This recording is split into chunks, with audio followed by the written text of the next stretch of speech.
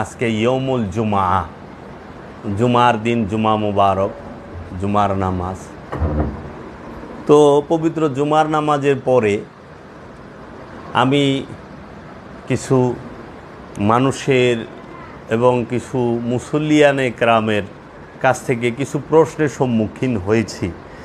তার জন্য আমি একটু আলোচনা করতে এসেছি সালাত সম্পর্কে এবং কোরআনের কিছু বিষয় নিয়ে। সেই কোরআনের বিষয়টা হচ্ছে এখানে কোরআনের বিষয়টা হচ্ছে কোরআনুল মাজিদে সূরা বাকারা 19 নম্বর আয়াতে আল্লাহ রাব্বুল আলামিন বলতেছেন, বিসমিল্লাহির রহমানির রহিম, আল্লাহু মুহিতুন বিল কাফিরিন। এর অর্থ হচ্ছে যে আল্লাহ ঢাকিয়া আছেন কাফেরদের দ্বারা, কাফেরদের দ্বারা আল্লাহ ঢাকিয়া আছেন। এইটার শব্দে শব্দে হুবহু অনুবাদটা হচ্ছে আল্লাহু আল্লাহ মুহিতুন শব্দের অর্থ হচ্ছে ঢাকিয়া রাখা, আবৃত, চারিদিক হইতে ঘিরিয়া রাখা, বিল কাফেরিন, বিল কাফেরিন কাফেরদের ধারা। বাংলা অর্থ হচ্ছে আল্লাহ ঢাকিয়া আছেন কাফেরদের ধারা, হুবহু এবং শব্দে শব্দে অর্থ। সূরা নাম্বার সূরা বাকারা আয়াত নাম্বার 19, ওয়াল্লাহু মুহিতুন বিল কাফেরিন, আল্লাহু মুহিতুন বিল কাফেরিন, আল্লাহ কাফেরদের ধারা ঢাকিয়া আছেন। এখন অধিকাংশ অনুবাদকারী, অধিকাংশ তফসিরকারক তাহাদের মনোমতো এই বিষয়টি হয় না যে আল্লাহ কাফেরদের দ্বারা কেমনে ডাইকা থাকে। তো এখন তাহারা কি করছে, এইটার অর্থই উল্টাই দিছে যে লেখো আল্লাহ কাফেরদেরকে ঢাকিয়া রাখে। তো এখন প্রশ্ন হইল, আল্লাহ যদি কাফেরদেরকে ঢাকিয়া রাখে তাহলে আমরা সমাজের মাঝে এবং এই সারা পৃথিবীর মধ্যে এত এত কাফের কেমনে দেখি? কাফের মানে কি? কাফের শব্দের অর্থ কি? কাফের শব্দের অর্থ হচ্ছে সত্যকে অস্বীকারী, আল্লাহর রসুলকে এবং আল্লাহর রসুলের বাণী আল কোরআনকে যারা অস্বীকার করে তাহারাই হচ্ছে কাফের। সত্যকে অস্বীকারী, রসুলকে অস্বীকারী এবং রসুলের বাণী আল কোরআনকে অস্বীকারী। এখন অনেকে প্রশ্ন আসতে পারে, উনি কি বলে রসুলের বাণী আল কোরআন, এটা কেমনে? কোরআন মাজিদ বলছে ইন্নাহু লা কাউলুন রসুলিন কারীম, নিশ্চয়ই এই কোরআন হচ্ছে সম্মানিত রসুলের বাণী। কোরআন কি? সম্মানিত রসুলের বাণী। দুইটা সূরার মধ্যে দুইটা আয়াত স্পষ্টভাবে আল্লাহ রাব্বুল আলামিন বলে দিয়েছেন। তো এখন কাফেরদেরকে আল্লাহ ঢাকিয়া রাখে না, কাফেরেরাই আল্লাহরে ঢাকিয়া রাখে। এর জন্য আমরা সমাজের মধ্যে, পৃথিবীর মধ্যে কাফের দেখতে পাই, আল্লাহরে দেখতে পাই না, কারণ আল্লাহ কাফেরদের দ্বারা ঢাকা। কেমনে? এই যাহারা শয়তানের দাসত্ব করে, খান্নাসরূপী শয়তানের ইবাদত করে, মানে কাম, ক্রোধ, লোভ, হিংসা, অহংকার, কামনা, বাসনার ইবাদত যারা করে তাহারা পরিপূর্ণ শয়তান হইয়া বৈশা থাকে, মানুষরূপী শয়তান। তাহারাই সত্যকে অস্বীকারী। এই ষড়রিপু, এই খান্নাসরূপী শয়তানের পূজারী যারা, তাহাদেরকেই কোরআন কাফের বলছে। অন্য কোনো ধর্মের অনুসারীকে কোরআন কাফের বলে নাই। কোরআন কাফের বলছে শয়তানের অনুসারীকে। খেয়াল করেন, শয়তানের যারা অনুসারী তারা হইল কাফের, শয়তানের অনুসরণ যারা করে তারা কাফের। অন্য ধর্ম, অন্য পথে, অন্য মতের মানুষ কাফের, এইটা কোরআন বলে নাই। কোরআন বলছে যাহারাই শয়তানের পায়রবি করে, শয়তানের দাসত্ব করে, শয়তানের ইবাদত করে তাহারাই কাফের। ইবাদত দুই প্রকার, একটা হলো রবের ইবাদত আর একটা হলো শয়তানের ইবাদত। রবের ইবাদত হয় কিভাবে? রবের ইবাদত হয় আল্লাহর রসুলকে অনুসরণ করলে। আল্লাহর রসুলকে অনুসরণ করলে, আল্লাহর রসুলের কথা মতো আল্লাহর দাসত্বের মধ্যে লিপ্ত থাকলেই হয় কি?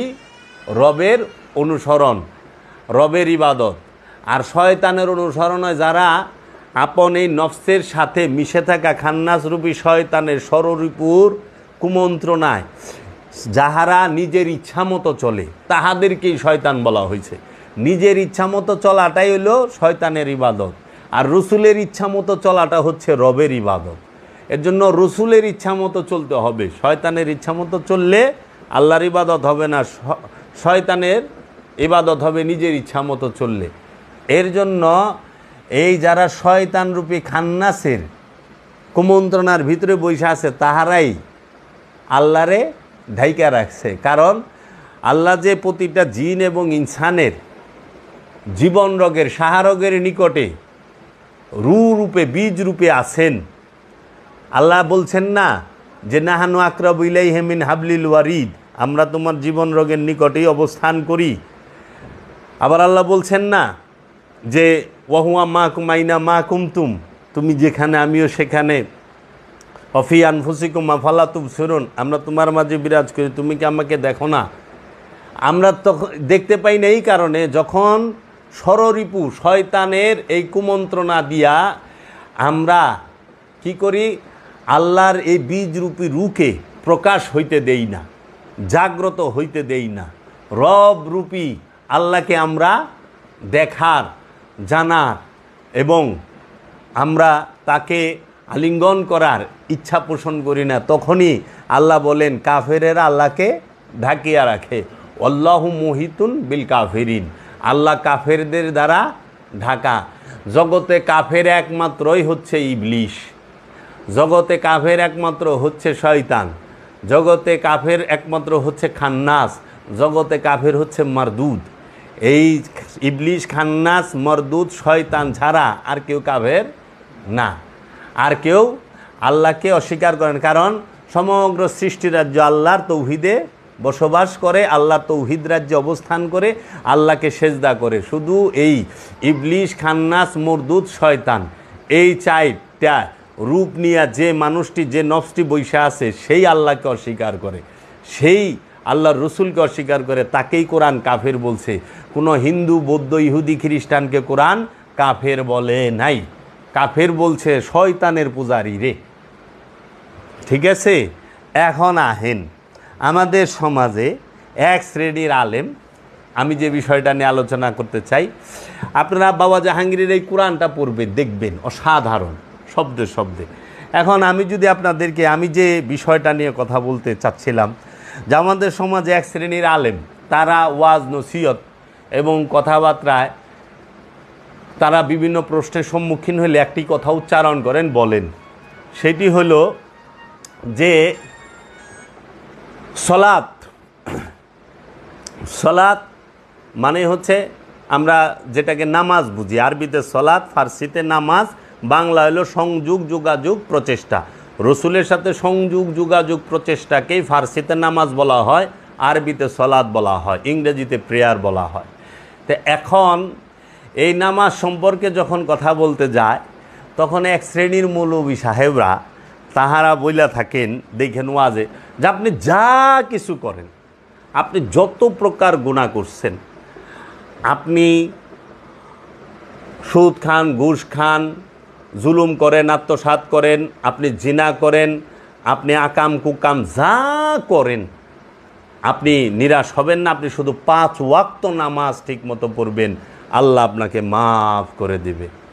আমি সেই দিনও এক মৌলানা সাহেবের ওয়াজ শুনলাম ইউটিউবে, এখন তারা খুব ভাইরাল বক্তা, বড় বড় কইতেছে যে ওনারে প্রশ্ন করছে, হুজুর আমি তো জিনা করি, আমি জিনা করে ফেলাইছি একজনের সাথে, হ্যাঁ আমি 5 ওয়াক্ত নামাজও পড়ি, আল্লাহকে আমাকে মাফ করে দিবেন? তখন সে উত্তরে বললেন, ভাই জিনা করছেন, এটা তো গুনাহ হয়েছে, জিনা করলে গুনাহ হয়, যাই হোক আপনি নামাজ পড়েন, যদি 5 ওয়াক্ত ঠিক মতো নামাজ পড়েন আল্লাহ আপনাকে মাফ করে দিবে।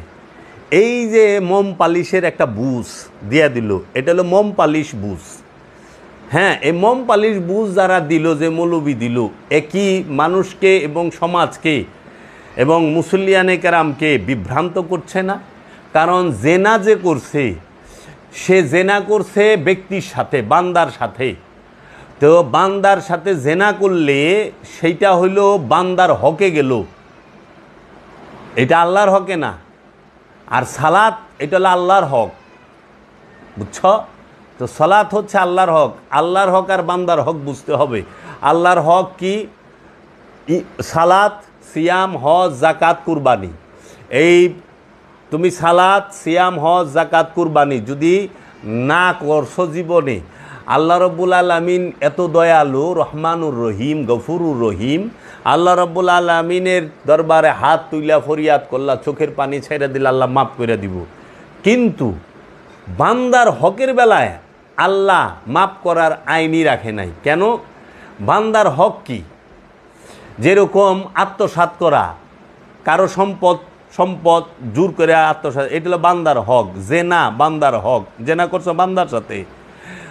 ঋণ হইছ, টাকা নিছ বান্দার কাছ থেকে, এটা বান্দার হক, বান্দার সাথে মিটাইতে হবে। তুমি একজনের সম্পদ মাইরা খাইছ, এটা বান্দার হক। সুদ খাইতেছ বান্দার সাথে, আল্লাহর সাথে তার কেউ সুদ খায় না, খায়। ঘুষ খাইছ বান্দার কাছ থেকে, আল্লাহর কাছ থেকে কেউ ঘুষ খায় না, বান্দার কাছ থেকে ঘুষ খাইছ। তো ঘুষ খাওয়ার যে অপরাধ, এটা বান্দার থেকে মাফ করতে হবে। আল্লাহ এই আইনই করে দিছে, সুন্নাতুল্লাহ লা তাবদীল। আল্লাহর আইনের কোনো পরিবর্তন হয় না, আল্লাহর আইনের কোনো পরিবর্তন হবে না, আল্লাহর বিধানের কোনো পরিবর্তন নাই। তাইলে আল্লাহ বান্দার হক সেইখানে যাইয়া ধরব। এর জন্য আমার দয়াল মুর্শিদ বাবা জাহাঙ্গীর কেবলাও কাবা বলেছেন, বাবা রে, আল্লাহর হকে আদায় না করার কারণে কোনো ব্যক্তি জাহান্নামে যাইব না। 99.5% মানুষ, মানে 99.5% মানুষ জাহান্নামে যাইব হইল বান্দার হক নষ্ট করার কারণে। তুমি যা ধরা খাইবা হইল বান্দার হকে, কারণ বান্দার হক আল্লাহ মাফ করার বিধানই রাখে নাই। যদি বান্দা মাফ করে দেয় বান্দার হকের বিষয়, তাহলে আল্লাহ মাফ করব। কিন্তু ডাইরেক্ট আল্লাহ মাফ করার বিধানই রাখে না। তখন এই মৌলবীরা যে নাকি চুরি কইরা সারা জীবন সম্পদ জমাইল, যে নাকি মজদুরের, লেবারের, কর্মচারীর বেতন ঠিক মতো দেয় না, মানুষের কাজের টাকা মাইরা দেয়, হ্যাঁ সম্পদ জমাইলো, যে নাকি মানুষের রক্ত চুইসা সম্পদ জমাইলো, যারা নাকি যে এখন অভাবের সময়ে যারা সিন্ডিকেট করে, যারা সম্পদ জমা করে, কৃত্রিম কি করে, এই যে মজুদ করে না, তেল মজুদ করে, চিনি মজুদ করে, পেঁয়াজ মজুদ করে, আলু মজুদ করে, চাউল মজুদ করে, কইরাই যে ডিম মজুদ করে, দেখো না কি দাম। এটা তো আল্লাহ তোমাদের অভাবে ফালায় নাই, অভাবে ফালাইছে মজুদকারীরা। এই মজুদকারীরা তাদের উদ্দেশ্য হাসিলের জন্য এই মজুদ করে, এই মজুদ করা মহাপাপ। এখন এই মজুদকারী যদি নামাজ পড়া মাপ পায়া যায়, তাহলে এই শত শত লক্ষ লক্ষ মানুষ তারা খাদ্যের কষ্ট করলো, আমিষের কষ্ট করলো, তাহারা বাসস্থানের কষ্ট করলো না মজুদকারীদের জন্য। তাহলে এই পাপ কে নিব? এটা তো বান্দার হক নষ্ট করছে, বান্দা মাপ করছে। এই সমস্ত মোল্লা মুন্সির সার্টিফিকেট হই না, কথা হই না, আজকে সমাজে নামাজিও বেশি, দুর্নীতিবাজও বেশি। এই সমস্ত মোল্লা গোয়াজ শুই না, এই যে বেতনখোর মৌলবী, টাকা দিলেই ফতুয়া ঘুরা যায়, টাকার কাছে বিকা হওয়া মৌলবী যারা, তাদের কথা শুনে আজকে মজুদকারী সে মজুদের পর মজুদ করতে আছে। সে চাল মজুদ করে, চিনি মজুদ করে। আর কোরআন বলছে, আল্লাহর হাবিব বলছে, নিত্য প্রয়োজনীয় জিনিস মজুদ করাই হারাম ইসলামে। নিত্য প্রয়োজনীয় জিনিস মজুদ করা হারাম। আল্লাহর হাবিব বলছে সম্পদ জমা করা হারাম। সম্পদ যে জমা করে সে জাহান্নামে যাইব, হাবিয়া দুজকে যাইব। সূরা হুমাজা, ওয়াইলুল্লি কুল্লি হুমাজাতিল লুমাজাত আল্লাযী জামা আমালাহু ওয়া আদ্দাদা ইয়াহসাবু আন্না মালাহু আখলাদা। যে কি তুমি কি ওই ব্যক্তিটাকে দেখেছো যে ধ্বংসপ্রাপ্ত? কে সে সম্পদ জমা করে এবং গুনিয়া বাঁচিয়া রাখে। এই সম্পদ জমাকারীরা জাহান্নামী। আল্লাহর হাবিব বলছে সম্পদ জমা করা হারাম। সম্পদ জমা না করলে উপকারিতা কি? জগতে কোনো মানুষ না খায়া থাকবো না, জগতে কোনো মানুষ বাসস্থানের অভাবে ভুগবে না, জগতে কোনো মানুষ পোশাক আশাক এই বস্ত্রের অভাব থাকবে না, জগতে কোনো মানুষ বিদ্যার অভাবে পড়বে না, যে অর্থের অভাবে পড়তে পারে না, এই পরিস্থিতি তৈরি হবে না। এর জন্য দিন ইসলাম পৃথিবীর সর্বশ্রেষ্ঠ ধর্ম, শান্তির ধর্ম। কেন? কারণ দিন ইসলাম হচ্ছে পৃথিবীর সর্বশ্রেষ্ঠ মানবতার ধর্ম, মনুষ্যত্বের ধর্ম। যেখানে সম্পদ জমা করাই হারাম, যেখানে ধনী গরিব সবাই এক কাতারে বসবে, আমির ধনী একখানে বসে খানা খাবে, সমস্ত কিছু করব। আজকে এই মোল্লা মুন্সিরা এরা ফতুয়া দিয়া এই মজুদকারী মসজিদে নাই, মসজিদে যা জুমার নামাজ আজকে মজুদকারীরা পড়ে নাই, এই ঘুষখোরেরা এই সুদখোরেরা পড়ে নাই, এই সম্পদ জমাকারীরা পড়ে নাই, তাগো সামনে কইতাছে আপনি যাহাই করেন আল্লাহর ওয়াস্তে আপনি 5 ওয়াক্ত নামাজ পড়বেন, আল্লাহ আপনার সব মাফ করে দেবে। তখন এই সুরেরা আরও বাইরে যায় যে জিনা একটা করছি সমস্যা কি, আল্লাহ তো মাফই করে, আরও 5টা করি। আরে 1000 কোটি টাকা জমাইছে মজুদ করে, আরও 10,000 কোটি টাকা জমাই, আল্লাহ তো মাফই করে। হুজুর মাফ করুন কেমন? আমাদের ট্রাভেলসে থেকে এবার আল্লাহর ঘরের দিকে যাত্রা হচ্ছে হজের, আপনারা যদি আমাদের ট্রাভেলস থেকে যান আল্লাহ আপনার হজ কবুলও করতে পারে, আসেন আমাদের ট্রাভেলস থেকে যান। কি ইসলামী হালাল ট্রাভেলস নাম দেয়া দিছে, ইসলামী হালাল ট্রাভেলস থেকে মক্কা মদিনায় গেছেন, চুরে গুইরা আয়া সব মাফ করে লই আইছে। এটা কি কোরআন দর্শন? আজকে নামাজি বেশি কিন্তু সমাজে চোরও বেশি, নামাজ পইরা পরিবর্তনই হচ্ছে না, অথচ না কোরআন বলতেছে ইন্নাস সালাতা তানহা আনিল ফাহশাই ওয়াল মুনকার, নিঃসন্দেহে এই সালাত পাপ সমূহ থেকে তোমাকে সম্পূর্ণ দূরে রাখবে, বিরত রাখবে। সালাত পাপ থেকে বিরত রাখে, তাহলে এরা নামাজও পড়ে পাপও করে, এরা নামাজও পড়ে মওজুদও করে, এরা নামাজও পড়ে সুদও খায়, এরা নামাজও পড়ে ঘুষও খায়, এরা নামাজও পড়ে সম্পদও জমা করে, এরা নামাজও পড়ে মানুষকে অত্যাচার জুলুমও করে। তাহলে এদের নামাজ কি কোনো কাজে আসতেছে না? তাহলে আমরা কি ধরে নেব যে আল্লাহ যে কোরআনে বলছে সেই কথা, আল্লাযিনা হুম আন সালাতিহিম সাহুন, এই নামাজি জাহান্নামী কে? সে যে লোক দেখানোর জন্য নামাজ পড়ে। তাইলে বাবা লোক দেখানো নামাজে এখন 5 ওয়াক্ত নামাজের কথা কি আল্লাহ কোরআনে কইছে? সালাতলে আমি অনেক বিস্তারিত আলোচনা করছি আমার সুফিয়াত্ম প্রকাশ ইউটিউব চ্যানেলে, এবং সালাত সম্পর্কে কোরআনে 82টা আয়াত আছে। সেই 82 আয়াতের আমি রেফারেন্স তুলে ধরেছি, এবং বাবা জাহাঙ্গীরের একটি কিতাব আছে, এটা হলো ছোট, আর একটা বড় কিতাব আছে মোটা, সেটার নাম হলো নিন্নবে চিত্তদাহ সুফিবাদ সার্বজনীন। সেই কিতাবে সালাতের 82টি আয়াত তুলে ধরা হয়েছে। এইটাকে আলাদাভাবে এইখানে আনা হয়েছে, সেই অধ্যায়টাকে। এই যে নামাজের কথা কোরআনে 82 বার যে আয়াতটি দেওয়া আছে এইটা নিয়ে। এখন ওইখানে যখন আমি আলোচনা করেছি তখন তারা বলছে হ্যাঁ সালাত তো পড়তে হবে, সালাতের কথা এই আছে এই আছে। তখন আমি বললাম যে কিছু স্বার্থনিশী মহল তারা বলে উনি নামাজের কথা অনেক অস্বীকার করেন। না না, ভুলেও না। কে কইছে? আমার তো আপনার সাথে মতের বিরোধ কোনটা? নামাজ আছে না নাই, নামাজ পড়তে হবে কিনা সেইটা নিয়ে না। আমার মতের বিরোধ হচ্ছে আপনার সাথে কোনটা, কোরআনে কোন সালাতের কথা বলা হয়েছে। কোরআনুল মাজিদে আল্লাহ পাক সালাতের হুকুম করেছেন, সেই হুকুমটি কি ওয়াক্তি সালাতের না দায়েমি সালাতের? আবার বলতেছি, কোরআনুল মাজিদে আল্লাহ পাক কোন সালাতের হুকুম করেছেন, সেই সালাতটা কি ওয়াক্তি সালাত 5 ওয়াক্ত নামাজ নাকি সালাতুদ্দাওয়ামি দায়েমি সালাত, কোনটা? তাহলে আমার আপনার সাথে মতবিরোধ এবং আলোচনার বিষয় হচ্ছে একটি, যে সমাজের মধ্যে যে দ্বন্দ্ব, সমাজের মধ্যে দ্বন্দ্ব কিন্তু সালাত নিয়ে না। সালাত নিয়ে সমাজে কোনো দ্বন্দ্ব নাই। দ্বন্দ্ব হচ্ছে সমাজের মধ্যে ওয়াক্তি সালাত আর দায়েমি সালাত লইয়া। একদল আছে তাহারা 5 ওয়াক্ত নামাজই স্বীকার করে, দায়েমি সালাতকে সম্পূর্ণরূপে অস্বীকার করে।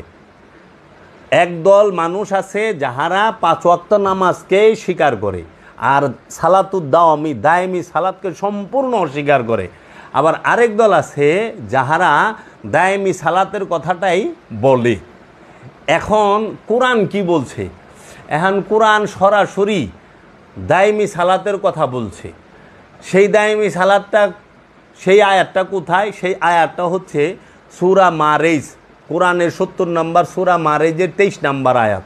আল্লাযিনা হুম আলা সালাতিহিম দায়মুনা, যাহারাই দায়েমি সালাতের উপরে দণ্ডায়মান তাহারাই মুসল্লি। এবং এই সূরার মধ্যেই মুসল্লির 8টি গুণ এই সূরা মারেজের মধ্যে বইলা দিছে, মুসল্লির 8 গুণ। এবং কারা কারা মুসল্লি হইতে পারবে, কারা কারা হইতে পারবে না, তার প্রথমেই 19 নম্বর থেকে নিয়ে 22 নম্বর পর্যন্ত বলছে যাহারা মুসল্লি তাহারা কি অধৈর্য না, যাহারা মুসল্লি তাহারা লুবিও না, যাহারা মুসল্লি তারা কৃপণও না। আর এই অধৈর্য এবং লুবি এবং কৃপণ যারা, তাহারা মুসল্লি নয়। তাহলে এখন কথা হইল, আমাদের সমাজের মধ্যে সালাদকে কেউ অস্বীকার করে না। আমিও কখনো সালাদকে সালাদ ফরজ, সালাদ অবশ্যই করতে হবে। সালাদ ছাড়া আত্মশুদ্ধি হয় না, সালাদ ছাড়া দিল জিন্দা হয় না, সালাদ ছাড়া খান্নাস মুক্ত হওয়া যায় না। দায়েমি সালাদ ছাড়া, দায়েমি সালাদ ছাড়া আত্মশুদ্ধি হওয়া সম্ভব না, দায়েমি সালাদ ছাড়া দিল জিন্দা করা সম্ভব না, দায়েমি সালাদ ছাড়া নিজের নফসকে চেনা সম্ভব না, দায়েমি সালাদ ছাড়া খান্নাসরূপী শয়তান হতে নফসকে পবিত্র করা সম্ভব না, মুক্ত করা সম্ভব না, দায়েমি সালাদ ছাড়া মেরাজ হওয়া সম্ভব না, দায়েমি সালাদ ছাড়া রবের দিদার সম্ভব নয়, দায়েমি সালাদ ছাড়া রবের দরবারে ফরিয়াদ কবুল করানো সম্ভব নয়, দায়েমি সালাদ ছাড়া ফানা ফিল্লায় পৌঁছানো সম্ভব না। বাঁকা বিল্লায় পৌঁছাইতে হলে দায়েমি সালাত লাগবে। দায়েমি সালাতের কোনো বিকল্প নাই। দায়েমি সালাত সর্বক্ষণ রবের সাথে এবং রসুলের সাথে সংযোগ যোগাযোগ প্রচেষ্টাকেই বলা হয় দায়েমি সালাত। এই দায়েমি সালাত করতেই হবে, করতেই হবে, করতেই হবে। এর জন্য বলছে কোরআন সূরা বনী ইসরাইলের 1 নম্বর আয়াতে, যে এই সূরা বনী ইসরাইলের 78 নম্বর আয়াতে কি বলতাছে, যে ওয়াকিমুস সালাতা লিদুলিকিশ শামসি ইলা গাসাকিল লাইল ওয়া কুরআন আল ফজরে ইন্না কুরআন আল ফজরে কানা মাশহুদা। ওয়াকিমুস সালাত, সালাত কায়েম করো, লিদুলিকিশ শামসে, লিদুলিকিশ শামসে সূর্য যখন ঢলিয়া যায়, ইলা দিকে গাসাকিল অন্ধকারের লাইলে মানে রাতের, রাতের অন্ধকারের দিকে যখন সূর্য ঢলিয়া যায় এর পূর্বেই সালাত কায়েম করো। ওয়া কুরআন আল ফজরে, ওয়া এবং কুরআন আল ফজরে, কুরআন শব্দের অর্থ কোরআন, ফজর শব্দের অর্থ ভোর। ওয়া কুরআন আল ফজরে, ভোরের কোরআন, ইন্না কুরআন আল ফজরে, নিশ্চয়ই ভোরের কোরআন, কানা মাশহুদা হয় প্রমাণিত। ভোরের কোরআন রে এরান ফজরের নামাজ বানায় দিছে। কোরআনের বাংলা অর্থ করছে নামাজ, ভেজাল অর্থই করছে ভুল, ভেজাল অর্থ করছে। এরা ফজরের অর্থ করে, ভোর করে নাই, ফজরের নামাজ বানায় থুয়া দিছে। এরা আকিমুস সালাত শব্দটা আছে এখানে একবার, এরা এইটারে 5 ওয়াক্ত নামাজের দলিল দিছে। তাহলে এই যে 2 নাম্বারই কইরা সহজ সরল মুসলমানরে বিপদে ভালাইছে এরা। তারপরে এরকম 5 ওয়াক্ত নামাজের দলিল দেয় সূরা নূরের থেকে, সূরা হুদের থেকে, এরকম হুবহু অর্থই নাই। তো 5 ওয়াক্ত নামাজের কথা সরাসরি কোনো একটা কোরআনের আয়াতের মধ্যে স্পষ্টভাবে সালাতুল ফজর, সালাতুল জোহর, সালাতুল আসর, সালাতুল মাগরিব, সালাতুল এশা সরাসরি বলা হয় নাই। এমনকি সূরা বনী ইসরাইলের 79 নম্বর আয়াতে যে বলা হয়েছে সালাতুল তাহাজ্জতের কথা, ওইখানে সালাত শব্দটাই নাই, শুধু তাহাজ্জত শব্দটা আছে। তাহাজ্জতের আগে সালাত শব্দটাই নাই, অথচ তাহাজ্জতেরও নামাজ বানায়। তাহাজ্জত শব্দের অর্থ হলো সাধন প্রচেষ্টা, সংযোগ যোগাযোগ প্রচেষ্টা। গভীর রজনীতে নিদ্রা না যায়া রবের সাথে, রসুলের সাথে দায়েমে সালাতের মাধ্যমে সংযোগ যোগাযোগ প্রচেষ্টাকেই বলা হয় তাহাজ্জুদ। এই তাহাজ্জুদ করো, এই তাহাজ্জুদের মাধ্যমে খুব দ্রুত রবের সাথে, রসুলের সাথে সংযোগ যোগাযোগ হবে। এখন আমাদের সমাজে এই সালাতের বিষয় নিয়ে মানে এরা কেন দায়েমি সালাতের কথা বলে না, ওয়াক্তি সালাতের কথা বলে মৌলবী সাহেবরা। আবার কিছু কিছু গোলাপি পীর সাহেব আছে, এরা নিজেরাও দায়েমি সালাতের কথা না, এরাও ওয়াক্তি সালাত পড়ে। এখন পীর সাহেবও কয় না না না এটা আচ্ছা, কোরআন বলতেছে দায়েমি সালাতের কথা স্পষ্ট, কোরআন মুসল্লির গুণ বলতেছে 8টা, কোরআন ইমামের গুণ বলতেছে 6টা, মুমিনের গুণ বলতেছে 6টা। আল কোরআন এবং দায়েমি সালাতের প্রয়োগ পদ্ধতি স্পষ্ট কোরআনে দিয়ে দিছে, ওয়াক্তি সালাতের প্রয়োগ পদ্ধতি কোরআনে নাই। এই যে রুকু সেজদার বিষয় স্পষ্ট কোরআনে নাই। এই যে দায়েমি সালাতের বিষয়টা আল্লাহ নিজে বলতেছে, তুমি সালাতে দাঁড়াও প্রথমে জোড়ায় জোড়ায়, তারপরে একা একা। তুমি আল্লাহর জন্য দাঁড়াও প্রথমে জোড়ায় জোড়ায়, তারপরে একা একা। আল কোরআন। তারপরে কইতেছে তুমি রুকু করো রুকুকারীর সাথে, প্রথমে জোড়ায় জোড়ায়, তারপরে একা একা। আবার আল্লাহ বলতেছে তুমি সেজদা করো সেজদাকারীর সাথে, প্রথমে জোড়ায় জোড়ায়, তারপরে একা একা। তাহলে দায়েমি সালাতের প্রথমে জোড়া এবং একা এই দুইটা শব্দ উচ্চারণ করছে। রুকুর বেলায়ও জোড়ায় জোড়ায় একা একা, সেজদার বেলায়ও জোড়ায় জোড়ায় একা একা। তাহলে তুমি রুকু করো রুকুকারীর সাথে। তাই রুকুকারী কে? রুকুকারী হচ্ছে আল্লাহর রসুল, একজন মুমিন ব্যক্তি। এই রুকুকারীর কাছ থেকে যাই এই তোমার রুকু শিখতে হবে। রুকু মানে অর্ধ ঝুঁকে যাওয়া না, রুকু মানেই হচ্ছে তোমার মন প্রাণকে রসুল এবং রবের হুকুমের দিকে পরিপূর্ণরূপে ঝুঁকানো, পরিপূর্ণরূপে মেনে নেওয়া প্রচেষ্টাকে রুকু বলা হয়। রসুল এবং রবের হুকুমকে পরিপূর্ণরূপে মেনে নেওয়ার প্রচেষ্টাকে, মানে ওই দিকে ঝুঁকে যাওয়ার কি রুকু বলা হয়। আর এইটা তুমি রুকুকারী ছাড়া বুঝবা না তো যে রুকু কারে কয়। যেরকম আমরা ইমাম সাহেব কি করে, অর্ধ ঝুঁকে না রুকু করে না, আমরা তারে দেখে মুসল্লিরা রুকু করে। তারপরে সেজদা কি? সেজদা শব্দের অর্থ হলো আত্মসমর্পণ, নিজ সত্তাকে, নিজের ইচ্ছাকে পরম সত্তার কাছে, রব্বুল আলামিনের কাছে, রসুলের কাছে সম্পূর্ণরূপে বিলীন করে দেওয়া, উৎসর্গ করে দেওয়া, ফানা করে দেওয়ার নাম হইল সেজদা। সেজদা কি? নিজের ইচ্ছাকে আল্লাহর ইচ্ছার কাছে উৎসর্গ করার নামই সেজদা। আল্লাহর ইচ্ছা কাছে সম্পূর্ণ কুরবানি করার নামই সেজদা। আল্লাহ যা বলছে সেটা করা, আল্লাহ যা নিষেধ করছে সেটা না করা, রসুল যা বলছে সেটা করা, রসুল যেটা নিষেধ করছে সেটা না করা। এর জন্য রুকু এবং সেজদা তুমি আগে বুঝো। এখন আল্লাহ কইছে তুমি সলাৎ করো, সলাৎ করতেছ, আল্লাহ কইছে সেজদা করো, মাথা নত করছে, আবার আল্লাহই কইছে মিছা কথা কই না, বক্কর বক্কর মিছা কথা কইতেছ। আল্লাহ কইছে সুদ খায় না, ঠেইলা সুদ খাইতেছ। আল্লাহ কইছে মানুষের সম্পদ মাইরা খায় না, সেইলা সম্পদ মাইরা খাইতেছ। আল্লাহ কইছে জিনা করো না, জিনা করতেছ, আবার তুমি নামাজও পড়তেছ। তাহলে তুমি কি আল্লাহর হুকুম মানলা? আল্লাহর ইচ্ছার কাছে নিজের ইচ্ছাকে ফানা করছ? তুমি কি আল্লাহর মধ্যে সেজদা করছ? আল্লাহ কইছে তুমি আমার মধ্যে সেজদা করো। আল্লাহতে সেজদা করতে কইছে, মানে আমরা আল্লাহতে সেজদা থেকে আমরা মাটিতে পাটিতে জায়নামাজে সেজদা শুরু করে দিছি। মাটিতে পাটিতে জায়নামাজে তো সেজদার হুকুম নাই। আল্লাহ কইছে আমাতে সেজদা করো। আল্লাহতে সেজদা করার মানেই হচ্ছে আল্লাহর সমস্ত আদেশ নির্দেশ হুকুম আহকামকে সম্পূর্ণরূপে নিজের জীবনে প্রকাশ ঘটানো, নিজের জীবনের মধ্যে তফসির করা। এই জন্য বাবা জাহাঙ্গীর বলছে কোরআনকে কখনো কাগজ আর কালিতে তফসির করো না, কোরআনকে তফসির করো নিজের নফসের উপরে, নিজের জীবনের উপরে। কোরআন তফসির করতে হয় নিজের জীবনের উপরে, নিজের নফসের উপরে। এর জন্য তোমরা যে সালাত করো, এই সালাত কেন মৌলবীরা খালি 5 ওয়াক্তের কথা? কারণ 5 ওয়াক্তের নামাজ পড়লে একজন মুয়াজ্জিন সাহেব লাগবে আজান দিতে 5 বার, এবং একজন ইমাম সাহেব লাগবে 5 ওয়াক্তের নামাজ পড়াইতে। হ্যাঁ, একজন কোরআনে হাফেজ লাগবো, অথবা মাওলানা লাগবো, মুন্সি লাগবো। এর লেগে হেরা হ্যাগোর লেগে হ্যাগোটা ওখানে যদি কও দায়মি সালাতের কথা, দায়মি সালাত করতে মসজিদও লাগে না, মৌলবীও লাগে না, লাগে কি ওলিয়ে কামেল। ওলিয়ে কামেল ছাড়া দায়মি সালাত হবে না। ওলিয়ে কামেলের কাছে মুরিদ হইয়া দায়মি সালাত করতে হবে। আল্লাহর কামেল অলির কাছে বায়াত গ্রহণ করে, অথবা আল্লাহর কামেল অলির সনদপ্রাপ্ত খলিফার কাছে বায়াত গ্রহণ করে দায়মি সালাত করতে হবে। এখন আল্লাহর অলিরে এর লেগা এই সমস্ত ভণ্ড কয় মৌলবীরা কেন? কারণ ওনারে খারাপ না বানাইলে তো হেরা ভালো হয়ে পারে না। আল্লাহর ওলিকে যদি খারাপ না বানায় পারে তাহলে মোল্লা তো ভালো হয়ে পারে না। এলে মোল্লা দেখায় কি আমি বলে উছিলা ধরবেন না, উছিলা যাওয়া শিরিক বেদাত।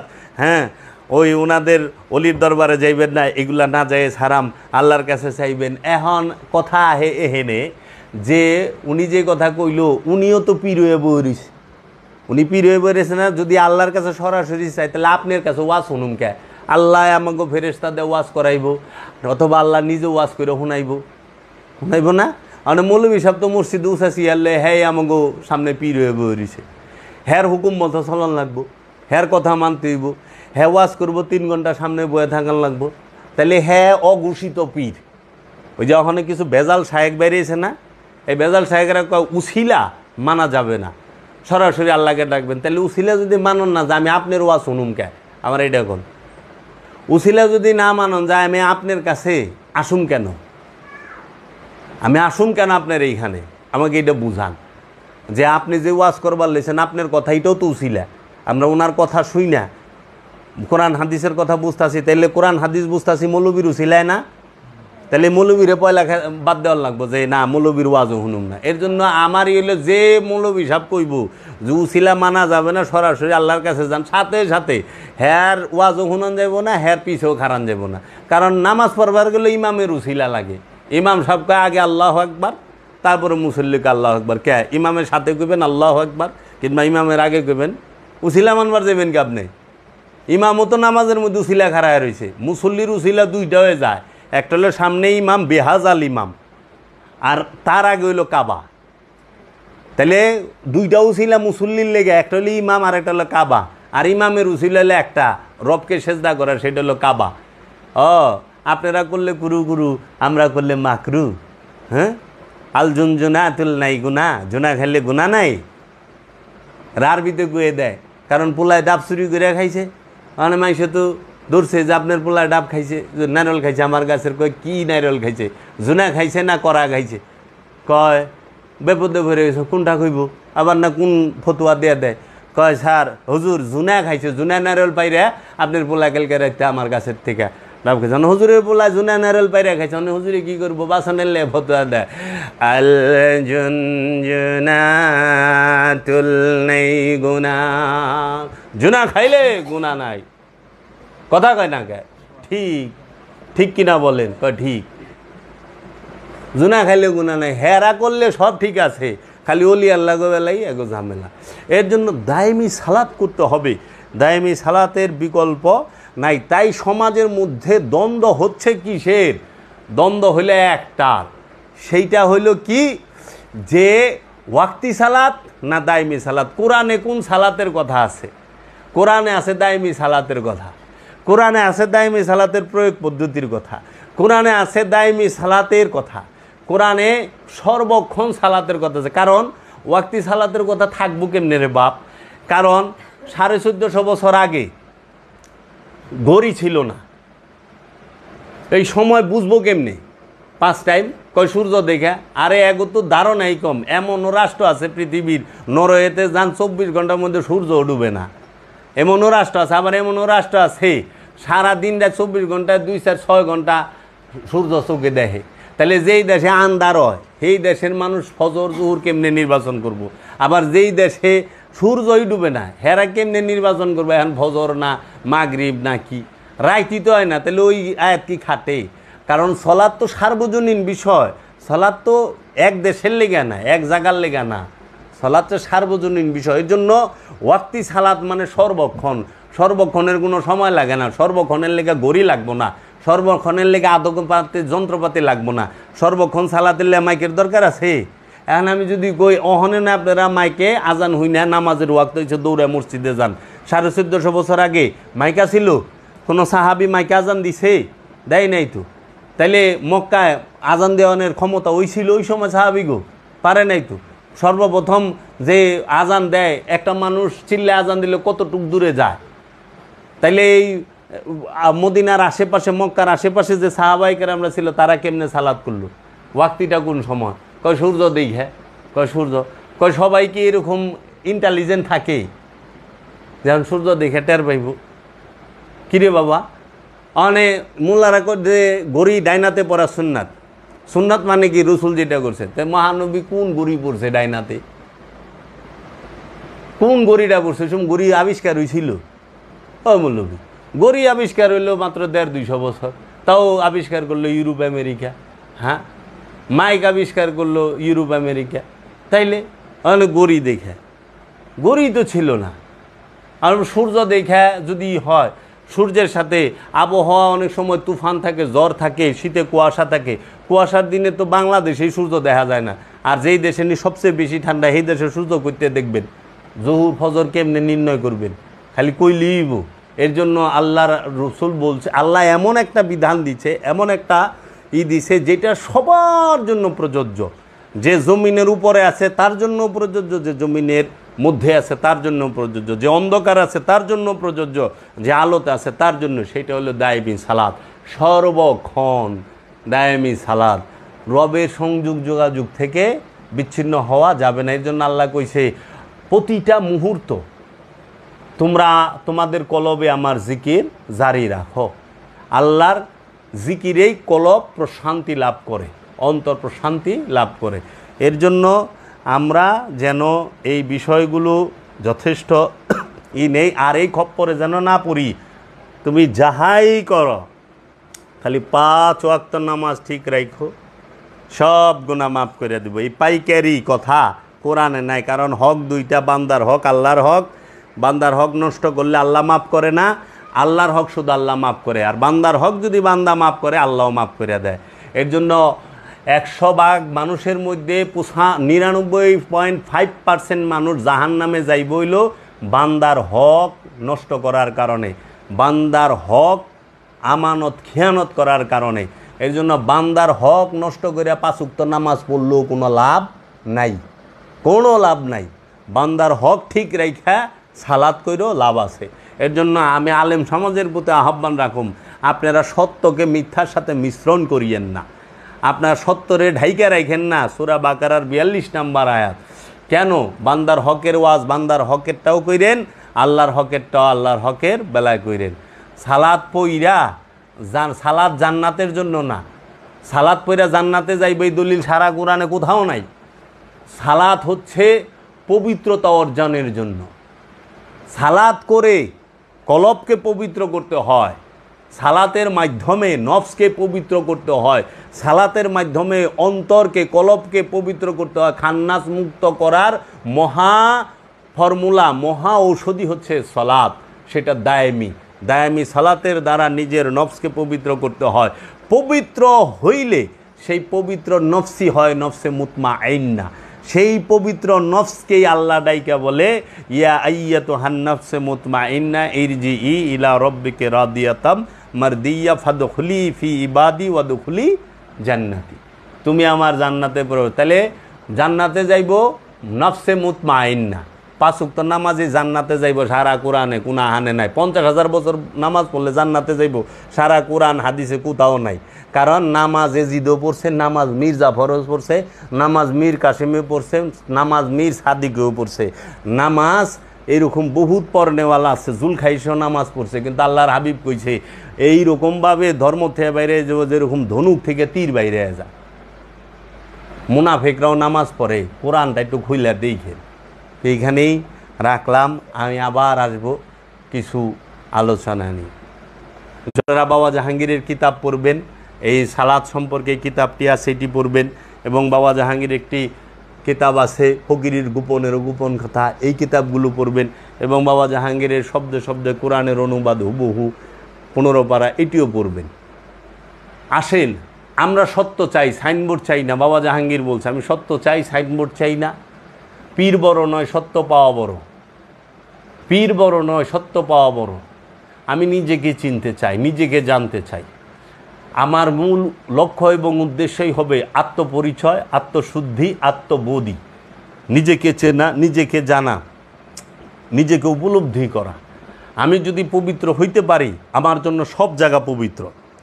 আমি যদি নাপাক থাকি, আমার জন্য সব জায়গায় নাপাক। এর জন্য আমার হৃদয়টা যদি জাহান্নাম হয়ে থাকে, আমি যেহেনে যা মোহনই জাহান্নাম আমার লগে লগে যাইব। আর আমার হৃদয়টা যদি জান্নাত হয়ে থাকে, অন্তকলবটা যদি জান্নাত হয়ে থাকে, তাহলে আমি যেহেনে যাবো জান্নাত আমার লগে লগেই থাকবো। এর জন্য জান্নাত জাহান্নামের, জান্নাতের লোভ আর জাহান্নামের ভয়ে যেন আমরা ইবাদত না করি, আমরা আল্লাহর মহব্বতে, আল্লাহর রসুলের মহব্বতে যেন ইবাদত বন্দিগি করি, আত্মপরিচয়ের জন্য, আত্মশুদ্ধির জন্য।